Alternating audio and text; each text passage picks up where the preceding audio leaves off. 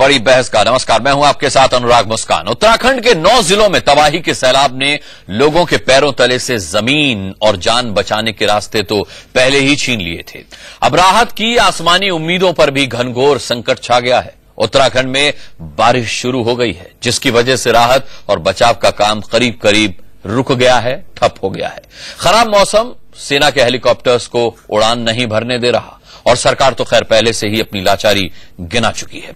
लोगों पर मुसीबतों का पहाड़ तो पहले से ही टूटा हुआ है और अब खतरा यह है कि कहीं जहां तहां बिखरी लाशों की सड़न महामारी की वजह न बन जाए। आज बड़ी बहस इसी बात पर कि क्या कुदरत के मारे लोगों को अब सरकारी लापरवाही मार डालेगी। अब क्या होगा 10,000 जिंदगियों और अनगिनत लाशों का।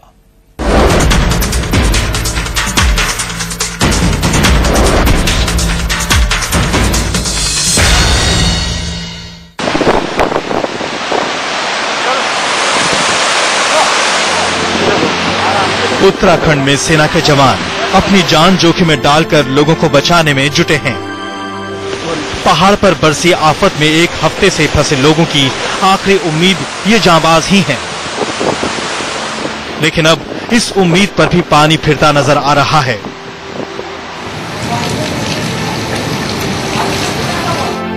खंडहर में तब्दील हो चुके 4 धाम इलाके में राहत और बचाव का काम बारिश ने रोक दिया है। अब किसी की समझ में नहीं आ रहा कि आखिर पहाड़ों में फंसे करीब 10,000 लोगों को कैसे बचाया जाए। आसमान में आपको नजर आ रहे होंगे जो इस सहस्त्रधारा हेलीपैड से चॉपर निकले थे वो एक एक करके वापस आ रहे हैं। दरअसल मौसम काफी खराब है और वैसे भी मौसम विभाग ने ये सूचना दी थी, अलर्ट जारी किया था कि सोमवार के बाद मौसम कभी भी बिगड़ सकता है। राउंड द क्लॉक ये पूरा कवरेज अगर आप देख रहे हैं, उत्तरांचल के ऊपर क्लाउड कवर है जो कि अगले आने वाले मौसम के बारे में हमें चेतावनी दे रहा है। इसके हिसाब से भी अगले 2 दिनों तक या 3 दिनों तक मौसम खराब रहने की आशंका है। उत्तरांचल का ऊपर वाला वो हिस्सा जहां पर कि चमोली का एरिया, बद्रीनाथ का एरिया, उत्तराखंड का राइट वाला पोर्शन, ये पूरा क्लाउड कवर से भरा हुआ है। खुद उत्तराखंड सरकार मान रही है कि अब भी 4,000 से ज्यादा लोग बद्रीनाथ में फंसे हुए हैं। उत्तरकाशी में करीब 2,000 लोग राहत और बचाव टीमों का इंतजार कर रहे हैं। सैकड़ों लोग केदारनाथ मार्ग पर गौरीकुंड के पास फंसे हुए हैं। पहाड़ों पर लोग मुसीबत के सैलाब में फंसे हैं तो दूसरी ओर अपने लापता परिजनों की तलाश में भटक रहे लोगों की आंखों में दर्द का सैलाब समा चुका है। जो कुछ भी अब उम्मीद है जनता को मात्र केवल सेना के ऊपर है। सेना ही जो है वहाँ पे बचाने का राहत का कार्य कर रही है। लाख का नुकसान हो गया ना, दुकान भी बह गई, सामान भी खत्म और लड़के बड़ा परेशानी में हैं। वहाँ बहुत मुश्किल पड़ेगी बचाने में। बहुत परेशान हूँ, बहुत दुखी हूँ साहब। मेरी अगर माताजी पिताजी कहीं से भी किसी को भी कहीं भी दिखाएं तो मुझे कांटेक्ट पे कैसे भी संपर्क बताएं। मेरी स्थिति बहुत खराब हो रही है साहब, मैं कुछ नहीं कर सकता, मैं क्या करूँ। फिलहाल खराब मौसम में फंसे लोगों को सुरक्षित कब तक निकाला जाएगा, इसका जवाब किसी के पास नहीं है। खराब मौसम के साथ साथ अब पहाड़ों पर यह खतरा भी गंभीर होता जा रहा है कि कहीं सड़ रही लाशों से महामारी न फैल जाए। अब तक जिंदा लोगों तक ही नहीं पहुंच पाए सरकारी अफसर अब दावा कर रहे हैं कि मारे गए लोगों के अंतिम संस्कार का काम शुरू कर दिया गया है। पोस्ट डिजास्टर जो ऑपरेशन होना है, अब इसमें डिस्पोजल होना है बॉडी का, उसके पेपर तैयार होने हैं, उनका पंचायतनामा भरा जाना है। उस कार्रवाई के लिए आज टीम हम रवाना कर रहे थे। तो सुबह से वेदर ठीक नहीं होने से अब हम भेज पा रहे हैं। अभी हमारी टीम निकल गई है, अभी बैठ गई है, निकल जाएगी। अभी कहाँ टीम जाएगी सर आपकी? हमारी केदारनाथ और रामबाड़ा जहाँ मैक्सिमम कैजुअलिटीज के चांसेस हैं, वहाँ हमारी टीम। बड़ा सवाल ये भी है कि जब खराब मौसम में राहत और बचाव की टीमें दुर्गम इलाकों तक नहीं पहुंच पा रही हैं, तो फिर शवों के अंतिम संस्कार के लिए टीमें कैसे पहुंचेंगी। सवाल ये भी है कि उत्तराखंड सरकार सभी शवों का अंतिम संस्कार कैसे कराएगी, जबकि यही पता नहीं कि कितनी जिंदगियां गंगा, अलकनंदा और भागीरथी में समा गईं और कितनी मलबे में दफन हो गई हैं। गवाह हूं, बस स्टैंड के ऊपर करीब हर बस में ये लोग रजाई ओढ़े हुए हैं, बुजुर्ग लोग बैठे हुए हैं। किसी बस में 6 लोग, किसी बस में 10 लोग, किसी में, और हर बस में जिसको छुआ जाए वो गिर पड़ता था। वहाँ हर बस में किसी में 5 लाश है, किसी में 10 लाश है, किसी में 15 लाश है। 65 बॉडीज थी कि एक इस प्रकार के हजारों लोगों का मरते हुए जो देखा, कहते हैं कि 60-70 सरकार कहती है कि आज मैं उतरा तो तब दुनिया की जानकारी मुझे मिली, कम से कम 15 से 20 हजार लोग मरे हैं केवल केदारखंड में, रामबाड़ा और उसमें। उत्तराखंड सरकार के सामने अभी संकट ये है कि उसे कहीं और जिंदगियों का हिसाब न देना पड़ जाए। सैलाब के बाद अपनी लाचारी गिनाती रही सरकार राहत और बचाव काम में तेजी लाने में नाकाम रही। आम लोग ही नहीं बल्कि उत्तराखंड में सत्ताधारी पार्टी के विधायक भी अब सरकार के निकम्मेपन को कोस रहे हैं। अभियान से लेकर स्वास्थ्य से लेकर जो भी सुख सुविधाएं सरकार के द्वारा राहत तौर पर पहुंचानी चाहिए थी वो नहीं पहुंच पा रही है, और कोशिश यही रहनी चाहिए थी कि भाई इन गांवों को, जिन गांवों को प्राथमिकता मिलनी चाहिए थी, वहां ना प्रशासन का ध्यान किया, ना ही चाहे हम हो या कोई हम जनप्रतिनिधि हो उनका ईश्वर पर ध्यान किया। और तो और खुद उत्तराखंड सरकार के आपदा प्रबंधन मंत्री तक मान रहे हैं कि आपदा प्रबंधन में ऐसी ही बद इंतजामी होती रही तो तबाही तय है। हर वर्ष भूस्खलन होता है, तबाही मचती है, क्लाउड बस्ट होते हैं और ये लगातार सिलसिला जारी है। अगर हमने कोई नीति नहीं बनाई, हमने कोई ठोस कार्य योजना तैयार नहीं की या हमने कोई इसमें पहल नहीं की या हमने इसको गंभीरता से नहीं लिया तो निश्चित रूप से परिणाम आने वाले समय में गंभीर हो सकते हैं। मंत्री जी, आपदा प्रबंधन की नीति बनाने का वक्त ये नहीं है, ये वक्त है लोगों की जान बचाने का, लोगों तक राहत पहुंचाने का। लेकिन खुद की लाचारी गिनाने में व्यस्त सरकार से ये हो पाएगा, अब इस पर यकीन नहीं होता। सरकार अगर इतनी ही सचेत होती तो बारिश का नया दौर शुरू होने से पहले ही लोगों को बचाने में जुटती और तब शायद लोगों को यूं भगवान भरोसे न रहना पड़ता। नवीन उनियाल और लखनऊ में राधेश्याम दीक्षित के साथ मिथिलेश, देहरादून, इंडिया न्यूज। चलिए बड़ी बहस की शुरुआत करते हैं। मैं एक इंट्रोडक्शन दे दूं, आज हमारे साथ इस चर्चा में कौन कौन शामिल होंगे। कुछ ही देर में हमारे साथ सुरेंद्र सिंह नेगी जो कि उत्तराखंड के हेल्थ मिनिस्टर हैं, ये जुड़ेंगे। हमारे साथ बीजेपी से सुधांशु मित्तल इस वक्त दिखाई दे रहे हैं, जुड़ चुके हैं। हमारे साथ स्टूडियो में कर्नल यूएस राठौर हैं, आप डिफेंस एक्सपर्ट के तौर पर अपनी राय रखेंगे।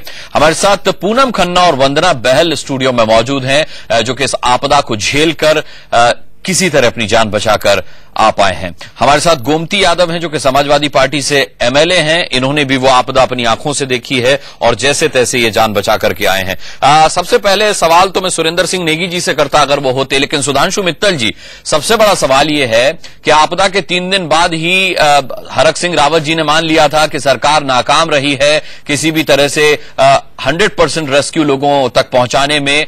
अब सरकार जबकि नीति बनानी थी तब उसने नीति नहीं बनाई, अब जब युद्ध स्तर पर काम होना है तब सरकार नीति बनाने की बात कर रही है। सवाल है कि अभी भी 10,000 लोग फंसे हुए हैं वहां पर, जिनको 8 दिनों से 9 दिनों से खाना नहीं मिला है, उनकी क्या हालत है उसकी सुध नहीं ली गई है। वहां तक किसी तरह की रेस्क्यू टीमें नहीं पहुंच पाई हैं, जबकि 4 दिन पहले चेतावनी जारी कर दी गई थी कि एक बार फिर बारिश शुरू होने वाली है, जो आज हो चुकी है। अनुराग जी, सबसे पहले तो मेरी श्रद्धांजलि मृतकों के प्रति और उनके परिवार को मेरी संवेदना। भगवान उन सबकी आत्माओं को शांति दे। एक राष्ट्रीय त्रासदी इस देश को देखनी थी, बहुत दुर्भाग्य की बात है। मैं आज के दिन, क्योंकि इतनी बड़ी एक विपदा पड़ी है, मैं किसी तरह का कोई राजनीतिक बयान या कोई दोषारोपण में नहीं लगना चाहता। मैं कुछ चीजें सबके सामने लाना चाहता हूं जो व्यवस्था का प्रश्न है। मुझे लगता है हमारे देश में मानव जीवन का, हमारे सिटीजन्स का कोई कीमत नहीं है। हमारे नागरिकों का जीवन जो है वो सिर्फ नंबरों तक सीमित के रह के गया है। 5 मरे, 50 मरे, 500 मरे, 5,000 मरे, 50,000 मरे, इससे ज्यादा कोई व्यवस्था में इसके नागरिकों के प्रति संवेदनशीलता है ही नहीं। मैं दूसरे देशों को देखता हूं कैसे कैसे एक एक जिंदगी को बचाने के लिए कितनी सोच और कितनी दृढ़ निर्णय रहता है, दृढ़ शक्ति के साथ वो लोग लगते हैं। ये हमें इनसे सबक लेनी चाहिए। आज जो कुछ भी हुआ, क्या ये एक ऐसी चीज है जिसकी हम लोग कल्पना नहीं कर सकते हैं क्या? और जो आज कुछ हुआ, आज के मॉडर्न साइंस के जमाने में, क्या इसमें बहुत कुछ से हम लोग राहत पा सकते थे, नहीं पा सकते थे? मैं 2-3 चीजों का ध्यान सारे लोगों का दिलवाना चाहता हूं, क्योंकि थोड़ा बहुत इसके बारे में मुझे ज्ञान है। देखिए, आज के दिन रिमोट सेंसिंग का जो साइंस है बहुत डेवलप्ड है। Satellite based remote sensing systems होते हैं। सुधांशु जी, इन तरीकों पर हम इससे पहले भी बात कर चुके। मैं आपके पास दोबारा आऊंगा। सुरेंद्र सिंह नेगी इस वक्त हमारे साथ जुड़ गए हैं, उत्तराखंड के हेल्थ मिनिस्टर। सुरेंद्र जी, सबसे बड़ी बात यह कि 10,000 लोग या फिर इससे भी ज्यादा हो सकते हैं जो अब भी फंसे हुए हैं उत्तराखंड में जगह जगह पर। सरकार की तरफ से बॉडी डिस्पोजल के लिए प्रक्रिया शुरू कर दी गई है। आप लोग अभी तक जो लोग फंसे हुए हैं वहां तक पूरी तरह खाना पानी और राहत नहीं पहुंचा पाए हैं। आप लोग कैसे बॉडी डिस्पोजल की प्रक्रिया शुरू कर सकते हैं? और जो टीमें गठित की गई, हजारों लोग मारे गए, खुद आपके मंत्री ने माना है कि हजारों लोग मारे गए हैं, अब कैसे इस पूरे काम को अंजाम दिया जाएगा? अभी आप लोग मरने वालों की सही संख्या नहीं आंक पाए। अनुराग जी, बहुत बहुत धन्यवाद आपका। और ये मैं आपको ये बताना चाहूंगा कि आज की तारीख में मात्र जो है 2,500 लोगों की संख्या जो है बद्रीनाथ में जो है बाधित है, वो वहां पे हेल्ड अप है। 1,500 के करीब जो है यमुनोत्री घाटी में है, और टोटल जो है 4,000 लोगों की जो है सेफेस्ट इलाकों में अभी भी वहां पर खाना, रहना और मेडिसिन और चिकित्सा सुविधा उपलब्ध कराई जा रही है। कोई पैनिकी वहां पर उस दृष्टिकोण से नहीं है कि शासन स्तर पर कोई कमी रही हो, और वहां पर किसी की जिंदगी इस समय मैं समझता हूं कि कोई भी असुरक्षित नहीं है। ये बताना चाहूंगा कि इन लोगों को लाने की व्यवस्था आज और कल में पूरी हो जानी थी, लेकिन दुर्भाग्य से एक बार पुनः जो है माहौल और मौसम बहुत खराब हो गया। लेकिन नेगी जी, दुर्भाग्य कैसे कह सकते हैं? इसका तो फोरकास्ट हो गया था, इसका तो बता दिया गया था कि 4 दिन पहले बता दिया गया था कि फिर से भारी बारिश शुरू हो जाएगी। आपको बताना चाहूंगा कि जो सबसे ज्यादा यात्री हमारे बद्रीनाथ में फंसे हुए हैं, आपको ये बताना बहुत आवश्यक होगा और कि वहां पर किसी भी प्रकार की असुविधा जो है यात्रियों को नहीं दी जा रही है, नहीं हो रही है।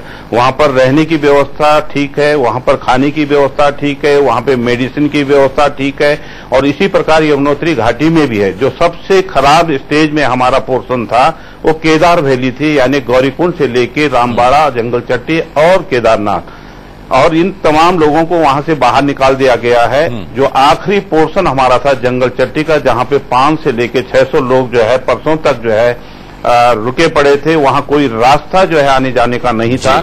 वहां पर आईटीबीपी और हमारी आर्मी ने एक संपर्क मार्ग बनाया, हेलीपैड वहां पर बनाया, और कल तमाम लोगों को वहां से भी जो है सुरक्षित स्थानों पर पहुंचा दिया गया है। और यही नहीं, उन लोगों को घर तक पहुंचाने की व्यवस्था राज्य सरकार ने की है। आप जानते हो कि दैवीय आपदा उन परिस्थितियों में यहाँ पर हुई जबकि हमारी भौगोलिक संरचना, दैवीय आपदा की आपने बात की, इससे भौगोलिक परिस्थितियां जब भी कोई त्रासदी पानी से होती है तो महामारी का खतरा सबसे ज्यादा नेगी जी उसमें होता है। आपके पास इससे निपटने का क्या तरीका है, क्या सोचा आप लोगों ने? जी, हाँ, इसके लिए मैं आपको बताना चाहूंगा कि हम लोगों ने जो ब्लीचिंग पाउडर है वो टेहरी में स्टोर कर दिया है, इधर गौचर में कर दिया है, उधर यमुनोत्री वैली में कर दिया है, और यही पोर्शन है जहां पर महामारी का खतरा संभावनाएं हम लोगों को नजर आती हैं। और ये वो खतरे हैं क्योंकि यहीं पर बॉडी जो हमारी वहां पर डेड उनकी बॉडी से कुछ संक्रामक रोग फैल सकते हैं। उसके लिए हम लोगों ने एहतियात के रूप में तमाम व्यवस्थाओं को स्थापित कर दिया है। सभी जगह ब्लीचिंग पाउडर पहुंच गया, स्प्रे पहुंच गया, और आज जो है यहाँ पर उन बॉडीज का जो है अंतिम संस्कार होना था, लेकिन यहाँ पर फिर बारिश ने इसको बाधित कर दिया। लेकिन उसके लिए भी हम लोगों ने एक कार्य योजना बनाई है, डॉक्टर का दल गया है, हमारे जो पुलिस के कर्मी है वो वहां पर उपलब्ध है। फोटोग्राफी उन लोगों की होगी, वीडियोग्राफी होगी। चलिए नेगी जी, आता हूं आपके पास सैंपल लिए जाएंगे। जी, मेरे पास और भी मेहमान है, उनके पास रुक करूंगा। हमारे साथ स्क्वाड्रन लीडर कृष्णा मित्रू भी इस वक्त जुड़ गए हैं। आप कंसल्टेंट डिजास्टर मैनेजमेंट हैं। मैं आपसे जानना चाहूंगा कृष्णा जी कि क्या ये जिस तरीके से नेगी साहब बता रहे हैं, ब्लीचिंग पाउडर वगैरह की बात की है, नदियों में छिड़का दिया गया है और तमाम इंतजामात किए गए हैं, आपको लगता है ये काफी हैं? क्योंकि अभी भी तमाम बॉडीज हैं जो मलबे में दबी होंगी, और जब भी मलबा हटाया जाएगा तो न जाने कितनी ही डेड बॉडीज निकलेंगी। देखिए, फिलहाल के लिए जो प्रबंधन किया जा रहा है मेरे हिसाब से तो उतना काफी है, क्योंकि जो डेड बॉडीज मलबे में दबी हैं उनसे इतना इन्फेक्शन नहीं फैलेगा, क्योंकि वो एज इट इज दबी हुई है, they are buried under the ground. जो एक्सपोज्ड बॉडीज हैं, जो जमीन के बाहर हैं, उनसे ज्यादा खतरा होता है, और जिनके ऊपर छिड़काव कर दिया जाए इन्फेक्टेंट्स का तो वो काफी होता है फिलहाल के लिए। तो इसमें जो इंतजामात किए जा रहे हैं मेरे हिसाब से अभी फिलहाल के लिए काफी है। फिलहाल के लिए जब वो निकाली जाएंगी बॉडीज, उनको फिर डिसइंफेक्ट किया जाएगा, उनके ऊपर और छिड़काव किया जाएगा, जिस तरह से भी है उनको प्रिजर्व किया। लेकिन उनको निकालना भी एक बड़ी चुनौती प्रशासन के सामने होगी। हाँ, वो बहुत बड़ा के हिसाब से पूछूंगा कि उसके लिए क्या इंतजाम है, लेकिन उससे पहले हमारे साथ कर्नल यूएस राठौर हैं। यूएस राठौर साहब, इस मौसम में हजारों लोग अब भी फंसे हुए हैं, कैसे मुमकिन होगा उनको निकालना? भारी बारिश वहां शुरू हो गई है। देखिए, जैसे अभी नेगी साहब ने कहा कि सिर्फ 4000 लोग फंसे हुए हैं, मैं नहीं समझता हूं कि स्थिति इतनी सिंपल है। वहां पर अभी भी बहुत से लोग फंसे हुए हैं जिनके पास लोग पहुंच नहीं पाए। जी बिल्कुल, भूख से, थकान से, और क्या कहते हैं कि अपनों को खोने के गम से और हताशा से, इस तरीके के मौसम में जहां इतनी बारिश हो रही है और इतनी सर्दी बढ़ रही है कि और भी मृत्यु होंगी अगर वहां तक नहीं पहुंचा जा सका। मैं ये उम्मीद करता हूं कि 23 तारीख की डेडलाइन को मद्देनजर रखते हुए आर्मी और आईटीबीपी की टीम्स ने लैंड रूट से, पहाड़ों के से जात करके लोगों से मिलाप किया होगा, कम से कम उनको पहुंचकर वहां तक पहुंचे होंगे, और हेलीकॉप्टर से कुछ खाना और रसद उनके पास गिराई होगी ताकि इन्हें बचाया जा सके। ये चीज ध्यान में देने वाली बात है कि आज 9वां दिन है। वहां का जो एल्टीट्यूड है वो 12,000-13,000 फीट है, वो छोटा एल्टीट्यूड नहीं है। वहां पर जरा से भी बारिश होती है, रात में रहना बहुत मुश्किल होता है, खास करके जो बूढ़े हैं, जो बच्चे हैं, जो स्त्रियां हैं। तो इतना सिंपलिसिटी की बात नहीं है कि सिर्फ 4000 आदमी हैं। नेगी साहब ने ये नहीं बताया हेमकुंड साहब में, गोपाल धाम में, गोविंद घाट और गोविंद धाम में कितने लोग फंसे हुए हैं। ये अभी खबर आ रही, मैं आपको बता दूं, ये राठौर साहब के हेमकुंड साहिब से सभी को निकाल लिया गया है, सभी को रेस्क्यू कर लिया गया है। बहरहाल मैं आपके पास आऊंगा। गोमती यादव हमारे साथ हैं, समाजवादी पार्टी के एमएलए। मैं उनके पास जाऊंगा क्योंकि उन्होंने आपदा अपने आप देखी, अपनी आंखों से देखी है, वो इसमें फंसे। गोमती यादव जी, आपसे मैं पूछना चाहूंगा, जब आप वहां फंसे हुए थे तो किस तरीके का रेस्क्यू ऑपरेशन आपने देखा? क्या वाकई में बहुत जल्दी मदद मिली, बहुत जल्दी लोगों को रेस्क्यू किया जा रहा था जैसा कि दावा किया जा रहा है? अनुराग जी, सबसे पहले मैं श्रद्धांजलि देना चाहता हूं जो लोग हमारे बीच में नहीं रहे, ईश्वर उनकी आत्मा को शांति दे। 16 तारीख को यह आपदा आई है और हम पूरे 9 लोगों के साथ परिवार सहित वहां पे थे। लगभग 10 से 12,000 लोग वहां पर फंसे हुए थे और 16, 17, 18, 19 तारीख तक किसी प्रकार का कोई रेस्क्यू ऑपरेशन वहां पे नहीं हुआ। 19 तारीख को एक हेलीकॉप्टर आता था, 6-7 लोगों को ले जाता था और जोशीमठ में छोड़ के 12-15 मिनट में वापस आ जाता था। हम लोग वहां बैठ के देखते थे। आम जनता सोचती थी कि हमारा नंबर कब आएगा। 20 तारीख को 2 हेलीकॉप्टर लगे। पहले दिन 56 लोग निकाले गए ऑन रिकॉर्ड और दूसरे दिन शायद 120 लोग निकाले गए और तीसरे दिन थोड़ा तेजी आई है। उस दिन भी लगभग 160 के आसपास लोग निकाले गए और चौथे दिन मुझे लगता शायद 22 या 23 तारीख में जो बड़े चापड़ होते हैं जो आर्मी के, जिसमें 30-35 लोग बैठ जाते हैं, उन लोगों ने 15-15, 20-20 चक्कर लगाए तो 500-700 लोगों को निकाला था। और वहां पर जो भी अभी तक हेल्प की बात हुई है, लोगों को निकालने की बात हुई है, वो आर्मी ने किया है जी। प्रशासन ने कुछ नहीं किया। प्रशासन ने कुछ नहीं किया। चलिए, मैं लौटूंगा आपके पास। हमारे साथ 22 तारीख को एक भी पैकेट नहीं गिराया गया पूड़ी का, बिल्कुल एक भी पूड़ी का पैकेट नहीं गिराया गया। नेगी जी को जानकारी नहीं है, वहां कोई मदद हुई नहीं है, किसी प्रकार की कोई हेल्प नहीं है।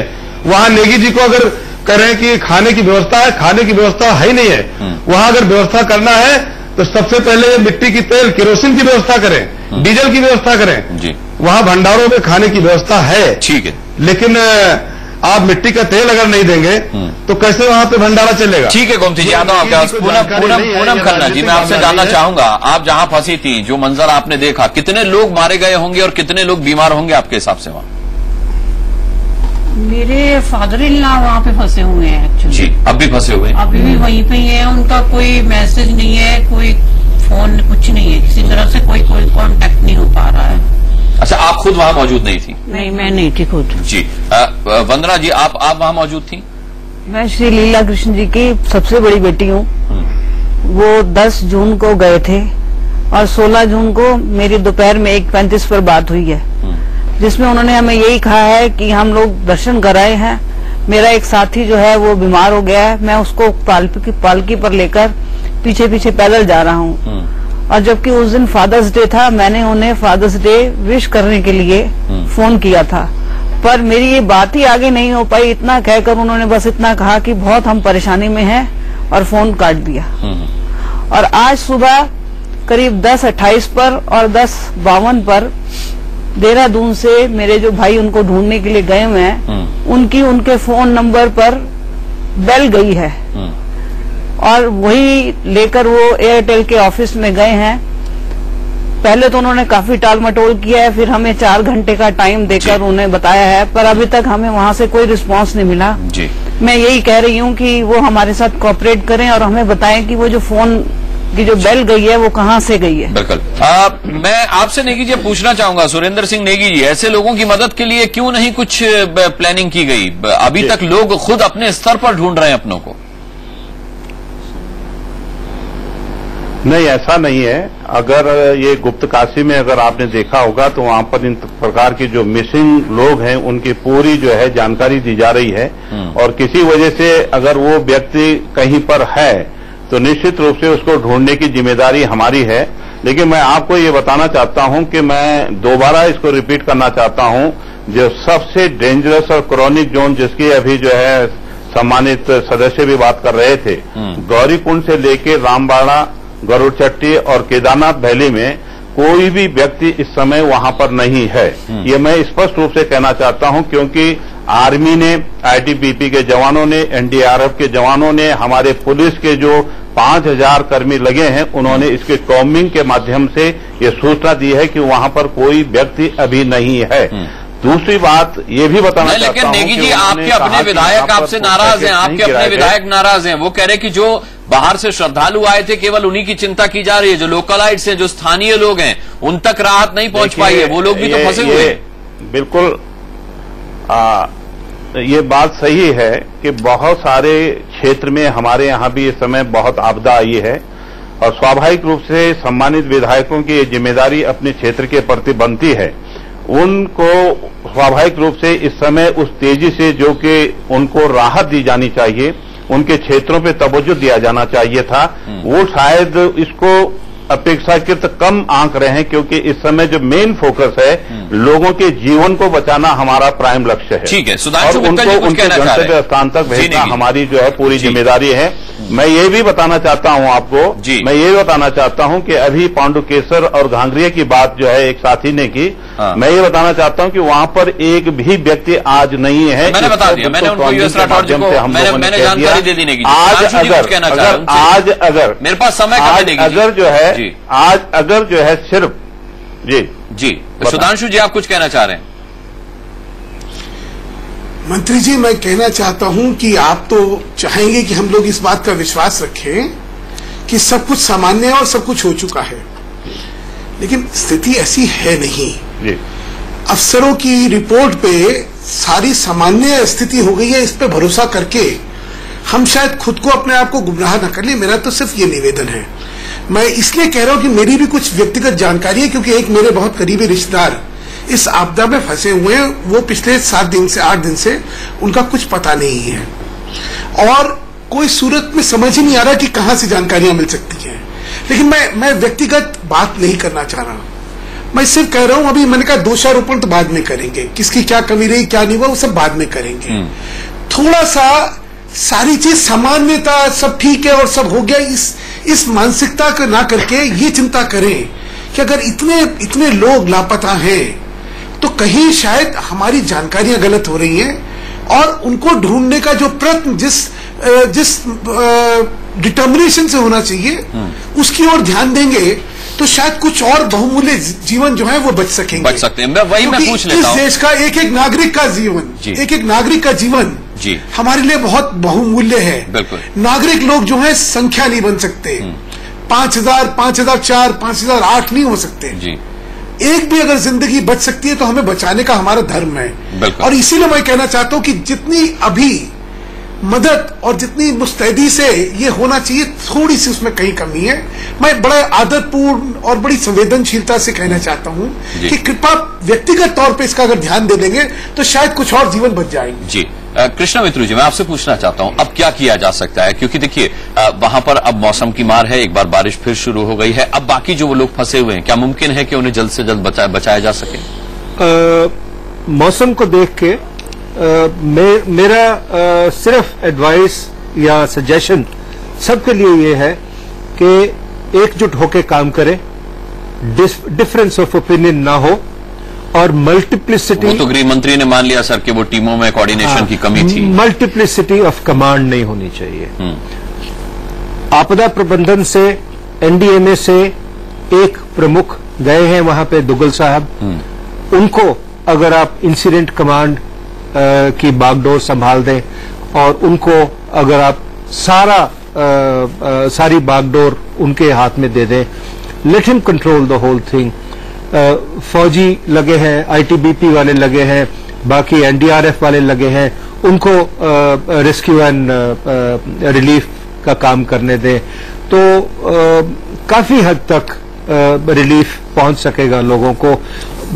निस्बत के हम वन अप मैनशिप दिखाने की कोशिश करें, लेकिन वो नहीं होना चाहिए। लेकिन यूएस राठौर साहब, ये तो पहले किए जाने वाला काम था। ये तो पहले, जैसे गोमती जी ने भी बताया कि एक दिन 15 तो दूसरे दिन 30 फिर 62, इस तरीके से राहत के काम में सुस्ती के साथ आगे बढ़ा है प्रशासन और सरकार। जो भी कुछ किया वो आर्मी ने जब अपने हाथ में बागडोर ले लिए हो उसके बाद इस राहत के काम में तेजी आई है। लेकिन अब आर्मी भी क्या करे, वहां बारिश हो रही है, मौसम खराब है। देखिए, प्राकृतिक आपदाएं उत्तराखंड के लिए नई नहीं है। ये बादल फटने की घटनाएं वहां विगत में भी कई बार हो चुकी हैं। लेकिन जब ये 15-16 तारीख की रात को बारिश हुई, मुझे बताया गया है कि रुद्रप्रयाग के डीएम साहब को इसकी खबर थी, क्योंकि मैं एक भूतपूर्व मंत्री हैं बिहार सरकार के, जिनका मैं इंटरव्यू सुन रहा था। उन्होंने कहा कि हम 15 की शाम को निकलना चाहते थे।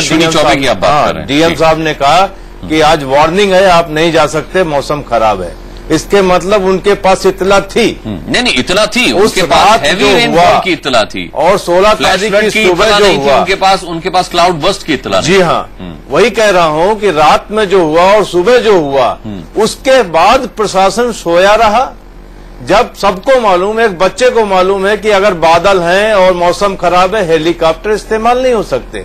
सबको पता है अगर आपके जगह जगह पर सड़कें टूट गई हैं, पुल टूट गए हैं, गाड़ियां नहीं जा सकती, तो दूसरा क्या रास्ता है? दूसरा रास्ता है नौजवानों की टीम आइए और लैंड रूट से आगे बढ़िए और लोगों को कांटेक्ट किए जो स्ट्रैंडेड है। वो काम इन्होंने नहीं किया। आपको ये जानकर के आश्चर्य होगा कि 16 तारीख के बाद 21 तारीख को दुग्गल साहब को कमांड दी गई और ये कहा गया कि दुग्गल साहब आप देहरादून में तशरीफ लाइए। इससे पहले सरकार को चेतना नहीं आई कि ये राष्ट्रीय आपदा है और एक राष्ट्रीय स्तर पर इसके ऊपर प्रयास होना चाहिए।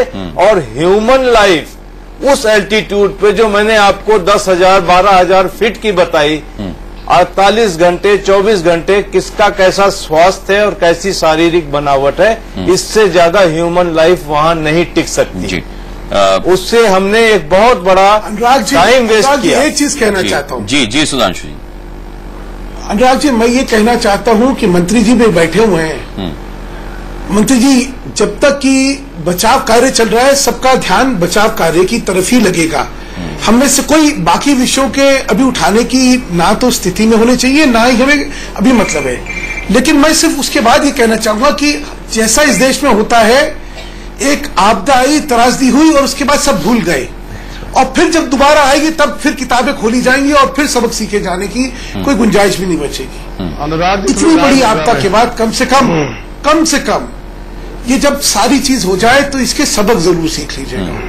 कहाँ टेक्नोलॉजी हमें यूज करके बचाना चाहिए था, एडवांस वार्निंग सिस्टम्स होने चाहिए थे जो हमने नहीं करे, और क्यों नहीं करे, कौन जिम्मेदारी, ये सारी चीजें वो तो बात की चीज है सुधांशु जी, वो तो बात की चीज है। नेगी जी से मौजूद सवाल में पूछ लेता हूँ। नेगी जी, इतने टनों मलबा हटाने का और उसके नीचे जो बॉडीज दबी उन्हें निकालने का इंतजाम क्या है? मुझे लगता नहीं कि ये भी इंतजाम सरकार के पास होगा। देखिए, पहले जो प्रथम दृष्टया हमारा काम है, जो अपेरेंटली हमको बॉडी दिखाई दे रही है, उनका डिस्पोजल जो है हम लोग करना चाहते हैं। और जैसे कि अभी एक साथी ने बताया कि जो अंडरग्राउंड हैं, बरीड हैं, जो मलबे के नीचे बचे हैं, तो वो कहीं न कहीं जो है संक्रामक रोग को फैलाने में बहुत बड़ा योगदान नहीं देंगे। तो हमारी पहली जो कोशिश है कि जो भी बॉडी हम लोगों को मिल रही हैं या जमीन के ऊपर सतही पे हम देखते हैं, उनको डिस्पोजल करना हमारी प्रायोरिटी है। स्वाभाविक रूप से जैसे ही हम इसको पूरा कर लेते हैं तो जो अंडरग्राउंड जिसकी संभावनाएं काफी हैं, तो उनको भी युद्ध स्तर पर किया जाएगा, लोगों की बॉडीज का डिस्पोजल किया जाएगा। लेकिन इस समय हम लोग ब्लीचिंग पाउडर स्प्रे के माध्यम से उनको डिस्पोजल करने का प्रयास कर रहे हैं। एक बार फिर दोबारा मुझसे कहा गया है कि अब भी बॉडी, अब भी लोग वहां पर जीवित हो सवाल और है कि जो मलबे में दबे हुए, एक मिनट मैं बता दूं आपको। मैं समझ गया आपका। जो मलबे में दबे हुए हैं तो फिर उनके परिवारों को कब तक भटकना पड़ेगा इस उम्मीद में कि उनके अपने की कोई खबर मिले, ये पता चले कि वो जिंदा भी हैं या इस दुनिया में नहीं है? वो कब तक भटकेंगे? अनुराग, जो जिंदा है, मैं इतना बताना चाहता हूं आपको, ये बहुत बड़ा एक क्षेत्र है, 14 किलोमीटर का क्षेत्र है, और जहां पर आवागमन के भी बहुत ज्यादा साधन नहीं है। और जो कौमी मतलब लाचार है आप, मतलब लाचार है आप ये कह रहे हैं, आप लाचार हैं। RTPP ने नहीं, लाचार कुछ भी नहीं है, हम लोग बिल्कुल मुस्तैद हैं। पहली प्रायोरिटी हमारी थी कि जीवित लोगों को कैसे उनके गंतव्य स्थानों तक पहुंचाया जाए। उस मिशन में हम लोग गोमती यादव जी की बात आपने सुनी, कामयाब हो गए हैं। गोमती यादव जी की बात आपने सुनी कि जो लोग जिंदा हैं आपकी सुस्ती में, वो लोग भी अपनी जान से चले जाएंगे। ये उन्होंने सवाल उठाया है। नहीं है कोई ऐसा व्यक्ति। मैं गोमती यादव जी से विनम्र निवेदन करना चाहता हूँ। गोमती यादव जी से सुन लेता हूँ क्या कहना चाह रहे हैं गोमती जी। अभी पहले मेरी बात पूरी मेरी बात पूरी सुन ले आप लिए। मेरा सिर्फ ये कहना है कि कोई भी ऐसा व्यक्ति अभी नहीं है जो कोई डेंजरस जोन में है, जो जिसके जीवन खतरे में हो। हमारे पास सिर्फ खाना नहीं मिला तो कितने भी सेफ जोन जो बद्रीनाथ में, वो डेंजर जोन में ही है सर। मैं बता तो रहा हूँ कि आपदा की ऐसा कोई भी व्यक्ति नहीं जी।